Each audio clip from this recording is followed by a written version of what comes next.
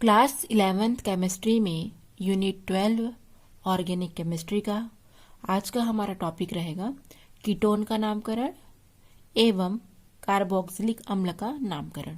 ये दो टॉपिक आज हम लोग कवर करने वाले हैं। ठीक है, तो किस प्रकार से कीटोन के IUPAC नामकरण की प्रक्रिया होती है, चलिए पढ़ना स्टार्ट करते हैं।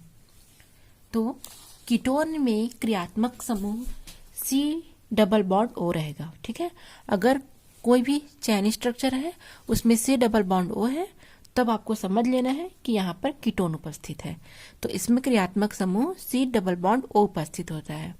सामान्य पद्धति में इसमें जो एल्किल मूलक होते हैं जैसे CH3 हो गया, C2H5 हो गया, इस जो एल्किल मूलक होते हैं इसके नाम पर क्या लिखते हैं, कीटोन लिखते हैं। ठीक है, क्लियर हुआ? जैसे एथिल, मैथिल, कीटोन। ठीक है, इस प्रकार से, या डाई एथिल कीटोन, इस प्रकार से हम लोग लिखेंगे एल्किल मूलक का नाम और उसके आगे कीटोन लगाएंगे। और IUPAC नामकरण करेंगे तो एल्केनोन कहेंगे, या अर्थात एल्केन में जो ई होता है वो ई को हटा दिया जाता है और उसके स्थान पर हमको ओन लगा दिया जाता है। ठीक है, ओन जोड़ देते हैं। तो ये होता है IUPAC प्रणाली। और इसका सूत्र होता है RCOR, जहां ये R और ये R एल्किल मूलक को प्रदर्शित करते हैं और ये क्या होता है, फंक्शनल ग्रुप, क्रियात्मक समूह को प्रदर्शित करते हैं। तो कीटोन के IUPAC नामकरण में सबसे पहली बात कि इसमें CO ग्रुप रहेगा। ठीक है, CO है तो कीटोन है। साधारण नामकरण में एल्किल मूलक के बाद कीटोन जोड़ते हैं और IUPAC में हमको ओन जोड़ना पड़ता है। ठीक है, एल्केन में ई को हटा के उसके जगह ओन जोड़ेंगे, एल्केनोन, इस प्रकार से हो जाएगा। तो एग्जांपल यहाँ पर दिया है, आप देख लीजिए। CH3 CO CH3, इसके दो नाम होते हैं क्योंकि दो बार मैथिल ग्रुप है तो डाई मैथिल, कीटोन है तो कीटोन, डाई मैथिल कीटोन, क्योंकि दो बार मैथिल है। ठीक है, दो बार मैथिल जुड़ा है इसलिए डाई मैथिल और कीटोन, और या फिर एसीटोन। अधिकतर CH3 CO CH3 को एसीटोन कहा जाता है। ठीक है, और IUPAC में क्योंकि कार्बन की संख्या कितनी है, 1 2 3, तो उसको प्रोपेनॉन कहेंगे। क्लियर हुआ? सेकेंड है CH3 CO C2H5। आप यहाँ देख रहे हो, पहले एथिल है फिर मैथिल है तो अल्फाबेटिकल लिखा जाता है। Ethyl Maithil ketone, very simple, ethyl Maithil ketone. और कार्बन की संख्या कितनी है यहाँ पर, एक तरीके से देखेंगे तो 4 है। क्यों? यहाँ पर कार्बन 2 है, 3 है और एक 4 है, तो कार्बन 4 को क्या क्या कहा जाता है, ब्यूटेन कहा जाता है। तो ब्यूटेनोन, क्योंकि नाम के अंत में हमको ई को हटाकर ओन लगाना है तो नाम हो जाएगा ब्यूटेनोन, या ब्यूट टू ओन, या ब्यूटेन टू ओन, इस प्रकार से हो जाएगा। उसके बाद है CH3 CO CH2 CH2 CH3। Carbon कितने हैं, 1 2 3 4 5। ठीक है, और इसके जो फंक्शनल ग्रुप है, जो क्रियात्मक समूह है, उसके एक और उसके दूसरी ओर यहाँ पर कितने हैं, कार्बन 3 है तो प्रोपिल हो गया, इधर कार्बन 1 है तो मैथिल हो गया। तो क्या हो जाएगा, मैथिल प्रोपिल कीटोन। ठीक है, क्योंकि अल्फाबेटिकल लिखते तो M पहले आता है उसके बाद P आता है, तो मैथिल प्रोपिल कीटोन। और 1 2 3 4 5 को बोलते हैं पेंटेन।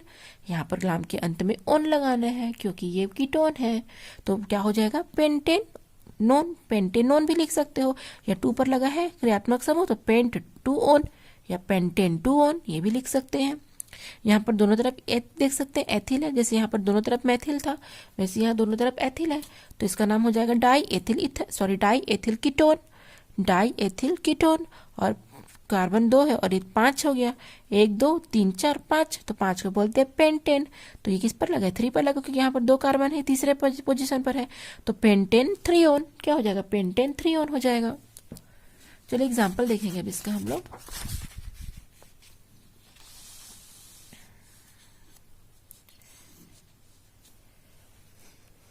इस प्रकार से आते हैं नामकरण एग्जाम में। आप लोग को सबसे पहले यह पहचानना है कि इसमें कौन सा क्रियात्मक समूह जुड़ा है। CO पहचान है कीटोन की। और एक और बात, कीटोन कभी, जैसे अभी हम लोग OH पढ़े हैं, एल्डिहाइड पढ़े हैं, अभी आगे हम कार्बोक्सिलिक पढ़ेंगे, तो सब में क्या हो जाएगा, आपके जो फ्रंट पर भी आपका वो क्रियात्मक समूह ऐड होगा, लेकिन कीटोन में ये हमेशा सेंटर में रहेगा, हमेशा मध्य में रहेगा, लास्ट में इधर लास्ट में कभी नहीं पाया जाएगा। तो ये पहली पहचान आपकी हो सकती है पहचानने में। और दूसरा तो ये CO ज्ञात करना कि CO है तो कीटोन है। नामकरण करना शुरू करते हैं। नामकरण के लिए सबसे पहला नियम रहता है कि लंबी श्रृंखला का चयन, तो लंबी श्रृंखला आप देख रहे हो क्या हो जाएगा 1 2 3 4 5। दूसरा, जहां से क्रियात्मक समूह नजदीक हो उधर से नामकरण करना है, तो इधर से करेंगे इस प्रकार से। हम नाम को लिख देना है। सबसे पहले प्रतिस्थापी समूह का नाम लिखेंगे, तो प्रतिस्थापी समूह क्या है यहाँ पर, मेथिल है, 4 मैथिल, ठीक है। 5 को बोलते हैं पेंटेन, 2 ओन। इस प्रकार से आप लोग को नामकरण करना है। पहले प्रतिस्थापी समूह का नाम, उसके बाद जितनी मूल शब्द है 5 है तो 5, उसके बाद जिस पोजीशन पर लगा है उस सम पोजीशन पर लिख देना है। यहां से किधर से करेंगे, जहां से क्रियात्मक समूह पास पड़े, इस प्रकार से। सबसे पहले हैलोजन को लिखेंगे, फिर प्रतिस्थापी को, फिर कीटोन को। तो सबसे पहले क्या हो जाएगा, 4 पर है तो 4 क्लोरो, फिर है 3 मेथिल। अब फटाफट से माइंड में डालिए कि कार्बन की संख्या 6 होती है तो कौन सा नाम देंगे। 5 है तो पेंटेन, 6 है तो हेक्सेन, तो क्या हो जाएगा यहां पर हेक्सेन। 2 पर लगा है, ये कभी भी कॉर्नर में नहीं रहेगा, बीच में ही रहेगा, ये पहली पहचान होनी चाहिए आपकी। उसके बाद है डबल बॉन्ड है तो डबल बॉन्ड है तब भी जिधर से कीटोन पास पड़ेगा उधर से हमको नामकरण क्रिया स्टार्ट करनी है। तो यहाँ पर देख सकते हो, सबसे पहले प्रतिस्थापी समूह को लिखेंगे। सबसे पहले प्राथमिकता प्रतिस्थापी समूह को मिलती है, 3 मेथिल हो गया। 6 को बोलते हैं बच्चों हेक्सेन, तो केवल हेक्स लिखना है, ठीक है, क्योंकि ये डबल बॉन्ड है, मतलब एल्कीन है। हेक्स किस पर है, 4 पर है, 4 इन 2 ओन, ठीक है। ये इसको प्राथमिकता में, कीटोन को 4 पर लगा है इन, क्योंकि ये एल्कीन है इसलिए इसमें हेक्सेन नहीं लिखेंगे। 3 पर है मेथिल तो 3 मेथिल। 6 को बोलते हैं हेक्सेन मूल शब्द को। उसके बाद जिस पॉजिटिव पर डबल बॉन्ड है तो 4 इन 2 ओन, इस प्रकार से लिखेंगे। यहाँ पर कैसे करेंगे, जिधर से क्रियात्मक समूह पास पड़ेगा उधर से ही हमको नामकरण करना है। यहाँ भी हेक्सेन है लेकिन यहाँ पर मेथिल ग्रुप है, तो हो जाएगा 4 एथिल हो जाएगा, सॉरी एथिल ग्रुप है ना, मेथिल नहीं है। 4 एथिल हेक्सेन 3 ओन, ठीक है। इस प्रकार से नामकरण पद्धति आपको आनी चाहिए, बहुत सरल है। 4 पर एथिल है तो एथिल लिख दिए, 6 को हेक्सेन और 3 पर ओन है तो 3 ओन। इस प्रकार से आप लोग को करना पड़ेगा। ये हो गया आप लोग का कीटोन का। अब हम एक और टॉपिक देख लेते हैं, कार्बोक्सिलिक एसिड। थोड़ा फास्ट करेंगे तो अच्छा होगा, ठीक है। सेम करना है, केवल क्रियात्मक समूह चेंजेस हो रहे हैं। कार्बोक्सिलिक अम्ल, जिसको हम वसीय अम्ल भी कहते हैं, ठीक है। कार्बोक्सिलिक अम्ल जिसे हम वसीय अम्ल भी कहते हैं। तो सबसे पहले मोनोकार्बोक्सिलिक अम्ल, इसमें लाक्षणिक समूह या क्रियात्मक समूह COOH होता है, ठीक है। अगर COOH आपको कहीं भी दिखाई देगा तो समझ जाना कि वो कार्बोक्सिलिक अम्ल ही है। CO है तो कीटोन है, CHO है तो एल्डिहाइड है, OH है तो अल्कोहल है, और COOH है तो यह है कार्बोक्सिलिक अम्ल, ठीक है। इसमें कौन से लाक्षणिक समूह होते हैं, COOH, सूत्र होता है RCOOH या CnH2n+1 और COOH, ये रहेगा इसका क्या होता है सूत्र। IUPAC पद्धति में क्या होगा, E के स्थान पर ओइक अम्ल डालेंगे। अभी तक हम लोग कीटोन पढ़े हैं अभी, तो कीटोन में नाम के अंत में हम ओन डालते थे, ई को हटा करके, इसमें ई को हटा करके ओइक अम्ल डालेंगे, ठीक है। अगर COOH समूह है, क्रियात्मक समूह, अगर किसी भी एल्किल मूलक के साथ COOH समूह लगा है तो समझ लीजिएगा हमको नाम के अंत में ओइक अम्ल लगाना है। क्यों, क्योंकि वो कार्बोक्सिलिक अम्ल है, ठीक है। तो एग्जाम्पल देख लेते हैं इसका भी। HCOH को हम बोलेंगे फॉर्मिक अम्ल, ठीक है। क्या बोला जाएगा, फॉर्मिक अम्ल। और IUPAC में बोलेंगे मेथेनोइक अम्ल। CH3COOH को बोलेंगे एसिटिक अम्ल।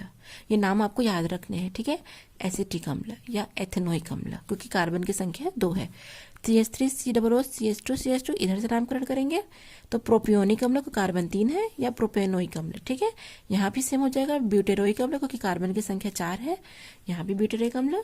यहाँ पर कार्बन की संख्या कितनी है, 1 2 2 3 4 5 5 है तो पेंटोनोइक अम्ल। यह उसको नॉर्मल बोलचाल की भाषा में एन वैलेरिक अम्ल भी कहा जाता है। ठीक है, या तो एन वैलेरिक अम्ल लिखिए आप या पेंटोनोइक अम्ल लिखिए। अब इसका एक और प्रकार आता है जो कि होता है डाई कार्बोक्सिलिक अम्ल। इसमें COOH समूह की पुनरावृत्ति होती है, अर्थात ये 2 बार रिपीट होते हैं। ठीक है, और इसे डाई ओइक अम्ल कहा जाता है। इसमें हम IUPAC करेंगे तो नाम के अंत में हमको डाई ओइक अम्ल लगाना पड़ेगा क्योंकि ये डाई कार्बोक्सिलिक अम्ल है। तो COOH ऑक्सिलिक अम्ल होगा। IUPAC नाम में इथेन डाई ओइक अम्ल। ठीक, इथेन डाई ओइक अम्ल। इथेन क्यों आया? क्योंकि कार्बन कितने हैं? 2 हैं। यहाँ पर हमको ये नहीं देखना कि C2H6 है कि नहीं है, यहाँ पर तो C2H6 कहीं नहीं लिखा है, तो ये कैसे एथेन हुआ? ये क्वेश्चन भी आपके माइंड में आ रहा होगा। तो आप लोग बिल्कुल चिंता मत कीजिए, कार्बन की गिनती करते हैं, उसके साथ लगे हाइड्रोजन की गिनती नहीं करते हैं। यहाँ पर कार्बन 2 है, तो जहां कार्बन की संख्या 2 3 हुई आपको उस हिसाब से नाम को ऐड करना पड़ेगा। तो कार्बन 2 को एथेन बोलते हैं, 2 बार है तो डाई ओइक अम्ल है तो ओइक अम्ल। ये हो जाएगा इसका IUPAC नामकरण। ठीक है, चलिए अब इसका हम लोग क्या करेंगे, एग्जाम्पल देख लेते हैं। CH3 CH CH2 CH2 COOH। ये क्या होता है? कॉर्नर में रहता है, मध्य में भी हो सकता है। जैसे कीटोन कॉर्नर में नहीं रह सकता था, लेकिन ये कीटोन नहीं है, ये कार्बोक्सिलिक एसिड है, जाइवासीय अम्ल है, और ये हम कॉर्नर में रख सकते हैं। जिधर से पास पड़े क्रियात्मक समूह हमको उधर से ही नामकरण करना है, चाहे प्रतिस्थापी समूह कितना भी दूर क्यों ना पड़े। तो सबसे पहले प्रतिस्थापी समूह को लेंगे, तो 4 मेथिल, 5 को बोलेंगे पेंटेन, और 1 पर है इसलिए हो जाएगा 1 ओइक अम्ल। ठीक है, इस प्रकार से नाम के अंत में हमको ओइक अम्ल लगाना है। यहाँ पर आप देख सकते हैं क्लोरो है, तो अब नामकरण कैसे करेंगे? थोड़ा सा इसको डिफिकल्ट कर दिया, आपको कंफ्यूज नहीं होना है, बिल्कुल भी नहीं होना है। आपको बस इतना बात अपने दिमाग में बैठा कर रखना है कि जहां से हमको क्रियात्मक समूह पास पड़ेगा हमको वहीं से ही नामकरण करना शुरू करना पड़ेगा, चाहे उसके साथ हैलोजन ही क्यों ना हो। डबल बॉन्ड, ट्रिपल बॉन्ड, प्रतिस्थापी समूह कोई उस समय वैल्यू नहीं रखता है, प्राथमिकता क्रियात्मक समूह को ही दी जाती है। अगर कहीं पर भी क्रियात्मक समूह है तो आप क्रियात्मक समूह को ही ऐड करेंगे। ठीक है, किसी और को नहीं करेंगे। तो क्या हो जाएगा इसका नाम? 2 पर लगा है क्लोरो, तो 2 क्लोरो। ठीक है, 5 को बोलेंगे पेंटेन, 1 पर है इसलिए 1 ओइक अम्ल। इस प्रकार से नामकरण करेंगे। क्लोरीन को प्रेफरेंस नहीं देंगे, ओइक अम्लों को प्रेफरेंस देंगे। इस प्रकार का है, तो जिधर से क्रियात्मक समूह पास पड़ेगा हमको उधर से करना है भैया। नाम सबसे पहले यहाँ 2 क्रियात्मक समूह है ना, एक एमीन है, एक क्या है, एक कार्बोक्सिलिक है। तो वहां पर हमको कार्बोक्सिलिक को प्राथमिकता देनी है, क्योंकि कार्बोक्सिलिक वरीयता क्रम में, वरीयता श्रेणी में सबसे ऊपर टॉप पर रहता है। अगर 2-4 भी ग्रुप है, लेकिन अगर क्रियात्मक समूह ये है तो इसको ही प्रेफरेंस मिलेगा। मैं भी एक और एग्जाम्पल आपको बताऊंगी। तो हो जाएगा 3 मेथिल। ठीक है, 3 मेथिल, 5 को बोलेंगे pentane, sorry 3 methyl, 2 amine, 2 amino, pentane, 1 oic अम्ल। इस प्रकार से हो जाएगा पेंटेन 1 ओइक अम्ल। क्लियर हुआ? ओके, एक और एग्जांपल देख लेते हैं।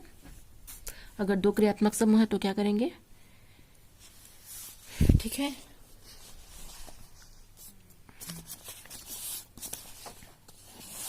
यहाँ पर आपको मैं थोड़ा सा बता देती हूँ एक एग्जांपल से कि अगर इस प्रकार का आएगा,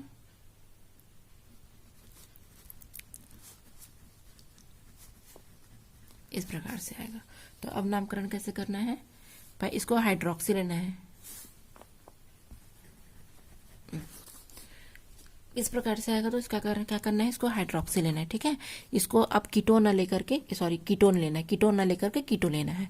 तो अब क्या हो जाएगा? 1 2 3 4 5 हो जाएगा। ठीक है, तो 4 हाइड्रोक्सी, क्योंकि हाइड्रोक्सी पहले प्रेफरेंस दिया जाएगा। 3 कीटो, अभी ऑन ना होकर कीटो हो जाएगा। पेंटेन, 1 ओइक अम्ल। ठीक, इसी प्रकार से आप लोग को सारे क्वेश्चन को हल करना पड़ेगा। थोड़ा माइंड लगाएंगे, थोड़ा सा ध्यान देंगे तो सब कुछ पॉसिबल है। Thanks for watching.